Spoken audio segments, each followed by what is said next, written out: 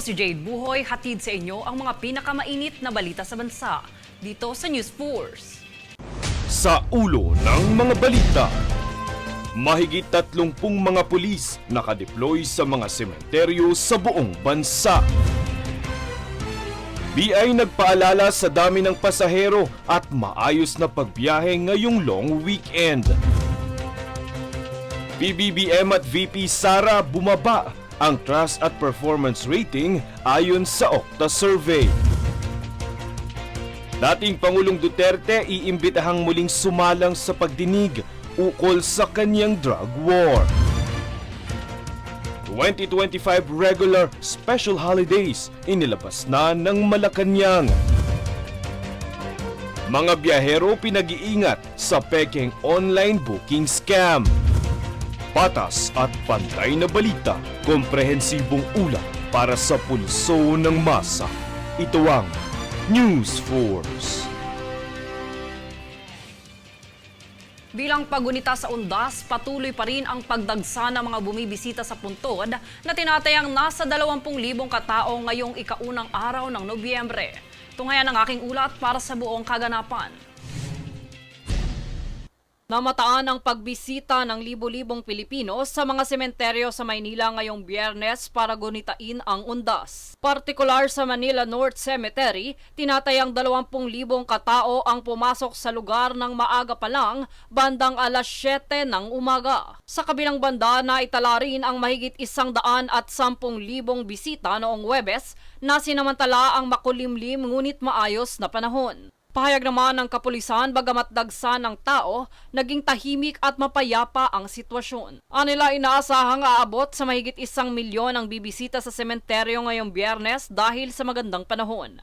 Mas mataas kumpara sa 930,000 katao noong nakaraang taon. Samantalang pinahayag din ng pamunuan na pinatagal ang paglilinis at pag-aayos ng mga nicho na umabot ng 2 araw bago ang undas. Pagbabahagi pa ng ilang mga tao rito upang maiwasan ang dagsa ng tao sa hapon, may ilang bisita na dumiretso mula sa kanilang panggabing trabaho patungo sa sementeryo. Bahagi din ng ilang mga namisita, sinimulan nila ang pag-aayos ng kanilang nicho noong ika-22 ng Oktubre. Sa kabilang banda, paalala naman ng mga pamunuan, ipinagbabawal ang pagdadala ng mga alak, vape at mga materyales sa pagpipinta sa loob ng sementeryo upang mapanatili ang kaayusan. Bahagi nito naglagay ng Police Assistant Desk ang Manila Police District para tumulong at magbigay ng seguridad sa mga bisita. Jade Buhoy, nag-uulat para sa One Media Network.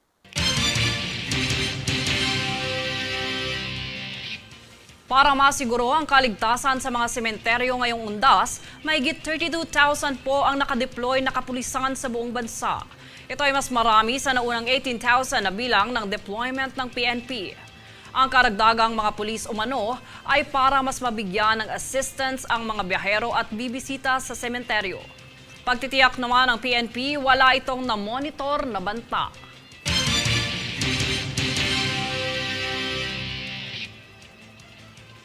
Itinaas ng Department of Health Metro Manila Center for Health Development ang code-wide alert sa mga ospital sa National Capital Region ngayong panahon ng undas hanggang bukas.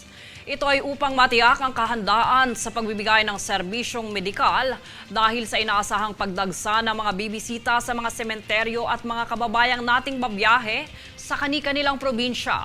Ang Code White Alert ay nangangahulugan ang mga medikal na tauhan sa mga ospital ay naka-high alert at handang magbigay ng mga kinakailangang serbisyong pangkalusugan upang maiwasan ang mga potensyal na emergencies habang ginugunita ang undas.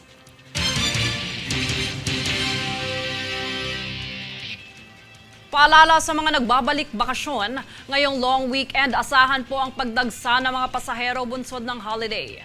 Sa kabila naman ito, tinitiyak ng Bureau of Immigration ang maayos na pagbiyahe para sa lahat.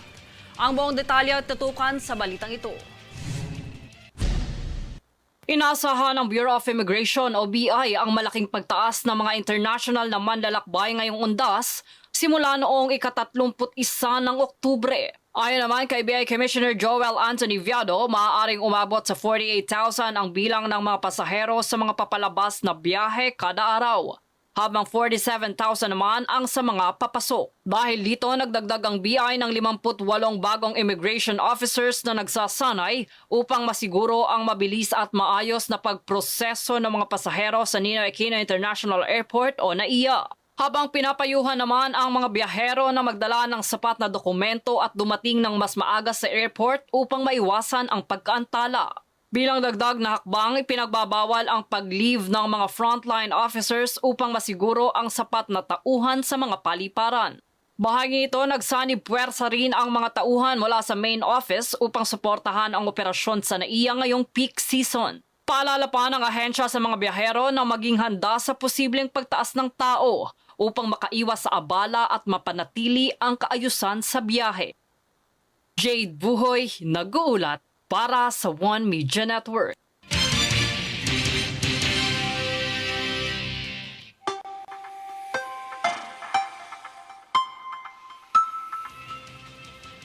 Mula Super Typhoon ay humina na sa kategoryang Severe Tropical Storm si Leon at Christine na tuluyan nang nasa labas ng Philippine Area of Responsibility. Sa kasalukuyan, tinatahak na nito ang silangang karagatan ng China at tuluyan pang hihina habang nananalasa sa ibang bansa. Magandang balita ito dahil wala nang nakataas na tropical cyclone wind signal number sa ating bansa matapos ang 2 linggong magkasunod na pananalasa ni Leon at Christine.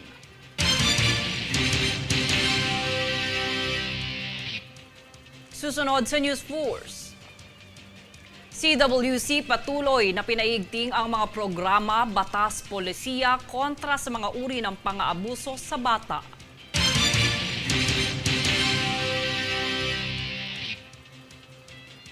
ERC suspendido ang operasyong putol kuryente sa mga lugar na apektado ng bagyo.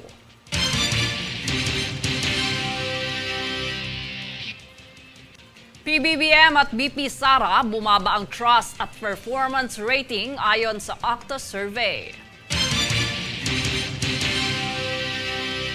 Manatilig nakatutok para sa higit pang mga balita sa pagbabalik ng News Force.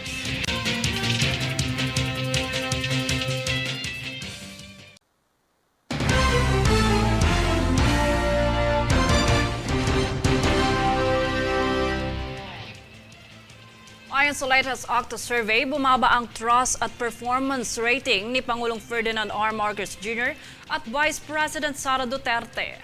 Bahagyang bumaba ng 2% ang parehong trust at performance rating ni Pangulong Marcos at 6% naman ang ibinaba ng trust rating ni BP Sara habang 8% ang ibinaba ng kanyang performance rating.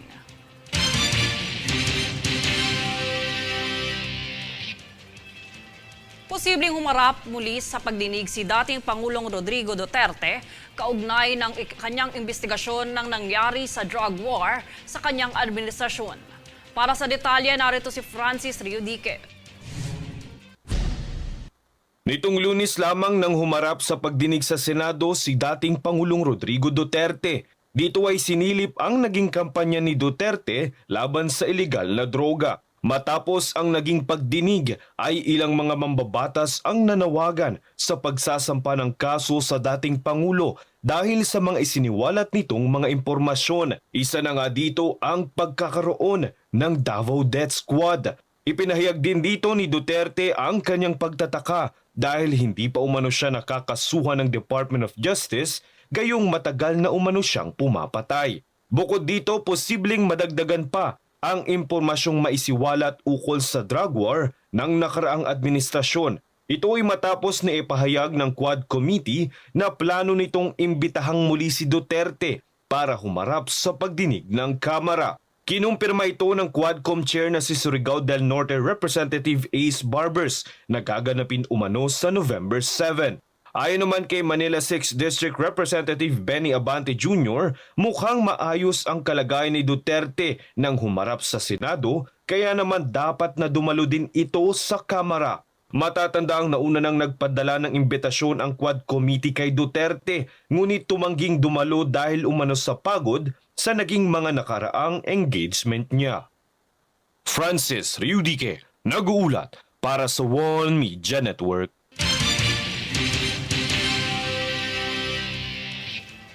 Ipinaigting ng Council for Welfare of the Children ang implementasyon ng Makabata Helpline 1383 at iba pang programa at inisyatibo nito para sa pagprotekta sa mga inaabusong bata.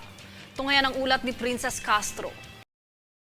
Alinsunod sa layuning pangalagaan at protektahan ng mga karapatan ng mga bata at ilayo sa pang-aabuso, mas pinalalakas pa ng Council for the Welfare of Children o CWC ang implementasyon nito sa Makabata Helpline 1383. Batay kasi sa pinakahuling datos ng CWC, nasa 2.5 milyon ang naitalang cyber tipline report noong 2022 at tumaas ito ng 200,000 noong taong 2023. Samantala, 42% sa mga facilitator ng mga ganitong gawain ay ang mga magulang, guardian o kamag-anak ng mga bata.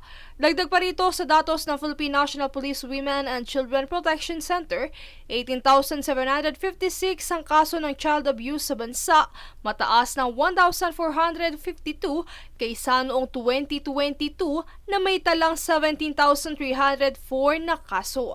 Ang mga tatlong nangungunang child violation ay ang child abuse, rape at act of lasciviousness. Kaya naman isa ang Makabata Helpline sa kanilang inilunsad na programa upang matulungan ang mga kabataan na magsumbong sa naturang hotline na maaari rin nilang maabot sa opisyal na Facebook page ng Makabata Helpline at cellphone numbers na maaari nilang matawagan. Bukod dito ay maaari ring magsilbing kanilang takbuhan sa mga panahong kinakailangan nila na makakausap dahil handog din ng helpline ang peer-to-peer calls upang hindi maramdaman ng mga bata ang pangungulila o hindi pagkasama sa grupo. Ayon kay Angelo Tapales, Undersecretary ng CWC, kasama rin sa kanilang tinututukan ay ang child labor, partikular na ang mga pamilya o magkaanak na naninirahan sa mga lansangan sa Kamaynilaan na galing sa ibang probinsya. Pinaliwanag ni Tapales ang kanilang programang inilunsad sa mga ganitong pagkakataon. Noong January 2024 po, nag-issue ang ating mahal na Pangulo ng Executive Order number 52. Yan po yung Executive Order on the Pag-abot Program. Isa sa napakagandang proyekto po yan at programa ng DSWD kung saan inaabot, pag-abot program po, no? Inaabot ang mga pamilyang nasa kalye, mga bata, kasama po, no? Lahat po, para po sila ay mabigyan ng tulong, ano? Sa programang ito, kinukolekta ng DSWD ang datos, problema at mga pangangailangan kung saan ang mga naturang pamilya ay dadalhin sa mga temporary shelter facility para sa pag-schedule ng kanilang transportasyon pabalik sa kanilang probinsya. Makaraang makabalik ay magkakaroon ng koordinasyon sa mga lokal na pamahalaan ng mga pamilya nang sa gayon ay matiyak ang kanilang seguridad sa hanap buhay o pagkakakitaan upang hindi na bumalik pa sa syudad. Bukod dito ay binigyang linaw rin ni Tapales ang kinaibahan ng child labor sa legal na pagtatrabaho ng mga bata. Working children po, meron po kasing legal na pagtatrabaho. Siguro ang best example na po dyan, yung mga child models po natin, yung mga child star na napapanood po natin sa TV. Ano? Yan po ay pinapayagan ng Department of Labor and Employment at syempre po merong at least 3 regulasyon na inisyo ang dyan, Department Order ang DOLE na nire-regulate po yan. Doon naman sa tinatawag na child labor. Pag sinabi pong child labor, yan ay pinagtatrabaho mo ang bata na underage or ang trabaho ay hazardous, deleterious, exploitative, abusive po yung conditions po, no? Pagtitiyak naman ni Tapales na patuloy ang konseho at pamahalaan sa mga inisyatibo at implementasyon ng mga programa na susugpo sa child labor at magpapabawas sa kaso ng pang-aabuso sa mga bata. Princess Castro nag-uulat para sa One Media Network.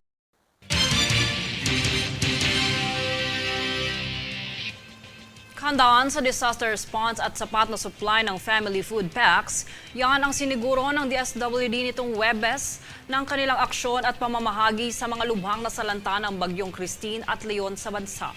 Muling tunghayan si Princess Castro.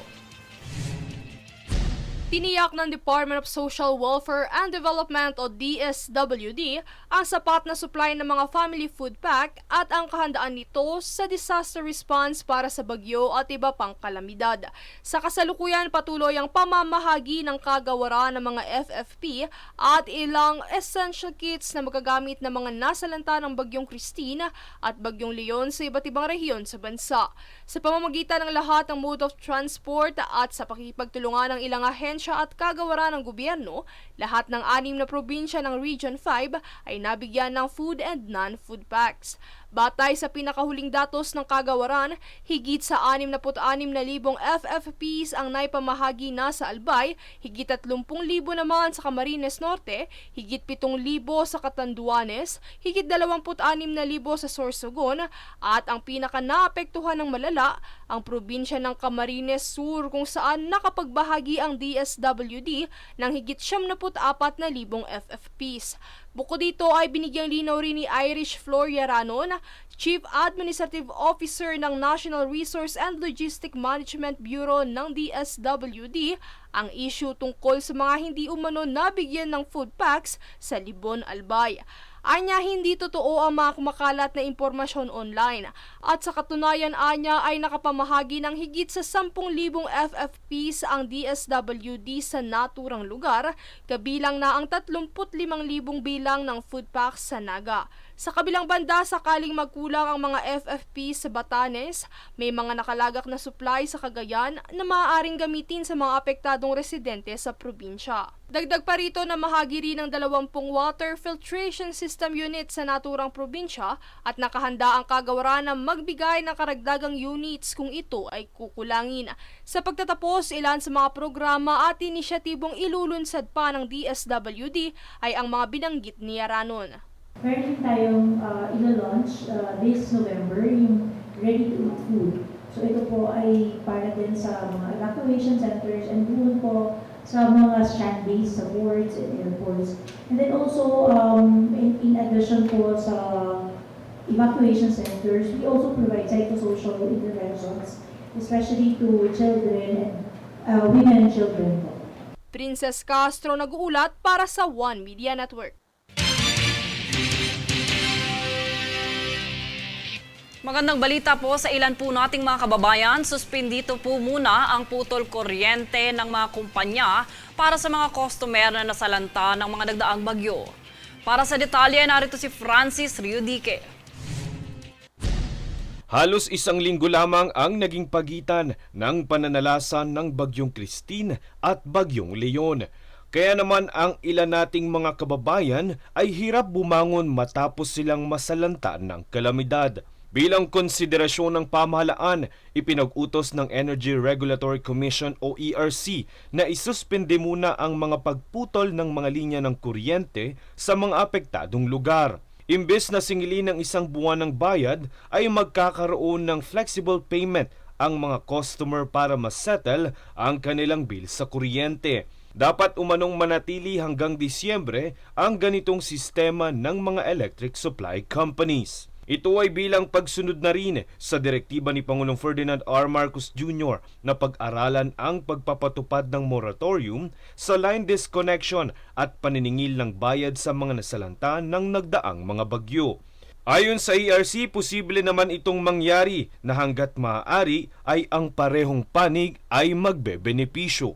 Francis Riudique, nag-uulat para sa One Media Network.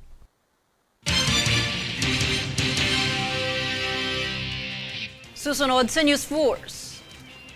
DTI pinalawig ang inisyatibong pamamahagi ng timbangan ng bayan para sa proteksyon ng mga mamimili.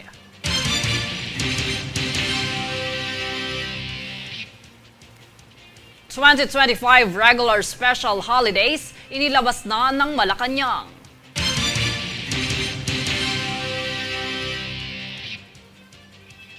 BOC at DOTR nagsiyasat sa mga paliparan at daungan bilang bahagi ng Oplan Undas 2024. Manatiling nakatutok para sa higit pang mga balita sa pagbabalik ng News Force.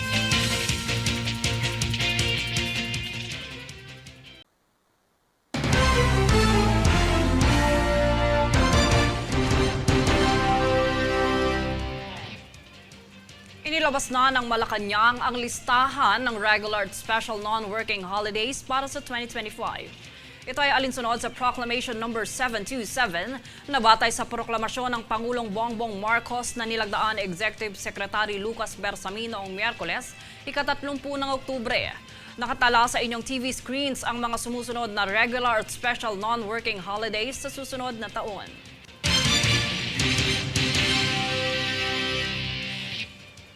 Alinsunod sa Consumer Welfare Month nitong buwan ng Oktubre na may temang Bismarck Asserts Your Right, pinalawig ng Department of Trade and Industry o DTI ang inisyatibo nitong pagsulong sa karapatan ng mga mamimili sa pamamagitan ng pamamahagi ng mga timbangan ng bayan sa mga munisipalidad sa bansa. Layo ng mga timbangan na ito na maging information hub ng mga mamimili sa ilalim ng Republic Act No. 11706 o Timbangan ng Bayan Law kung saan lahat ng lungsod ng probinsya at mga munisipalidad ay kinakailangang matatag ng accessible na timbangan center sa pampubliko at pribadong pamilihan gaya ng mga palengke. Samantala, na sa katuparan ang inisyatibong ito sa pamamagitan ng kasunduan ng kagawaran sa isang pribadong bangko na siyang nagsusupply ng mga unit ng timbangan.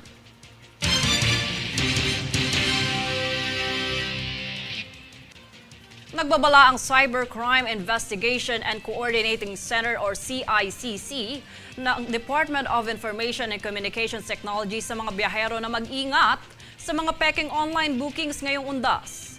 Bilang babala, ilan sa mga biyahero ay posibleng mabiktima ng mga online scammers sa pamamagitan ng hotel at transportation bookings. Upang matiyak na ligtas ang inyong biyahe, muling inilunsad ng CICC katuwang ang Department of Transportation, ang Scam Watch Pilipinas o ang Oplan Bantay Lakbay, Undas 2024 na isang information drive na magbibigay sa publiko ng kaalaman upang maiwasan ang mga pekeng customer service, travel agents, ticket fixers at accommodation scams.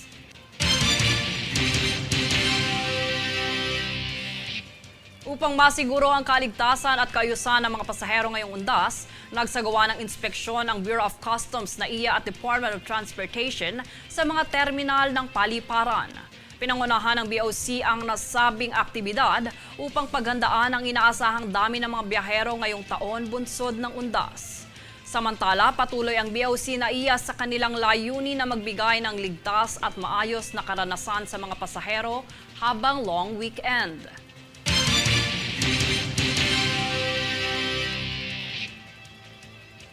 Sa pagbisita ni Czech Republic Ambassador to the Philippines, His Excellency Carl Hage sa Quezon City, nakipag-ugnayan ito kay Quezon City Mayor Joy Belmonte hinggil sa layuning isulong ang karapatang pantao at malayang komunidad sa lungsod. Sa kaganapan, nabanggit ng alkalde ang mga programa ng lungsod hinggil sa pangangalaga sa kalikasan, good governance, digitalization, at pagsulong sa equality at inclusivity, partikular sa sektor ng kabataan, kababaihan at LGBT. Ipinahayag naman ni Hage na handa ang kanilang bansa na makipagtulungan para mas mapaunlad pa ang mga inisyatibong ito ng lungsod.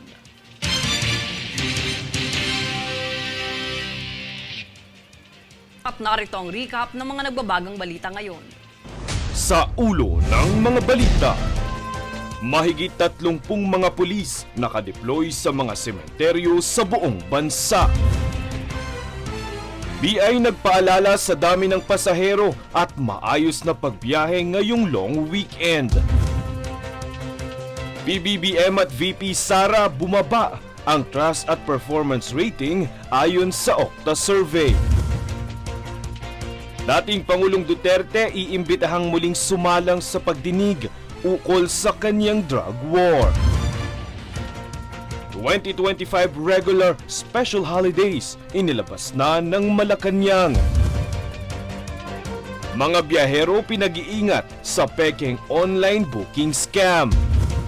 Patas at pantay na balita, komprehensibong ulat para sa pulso ng masa.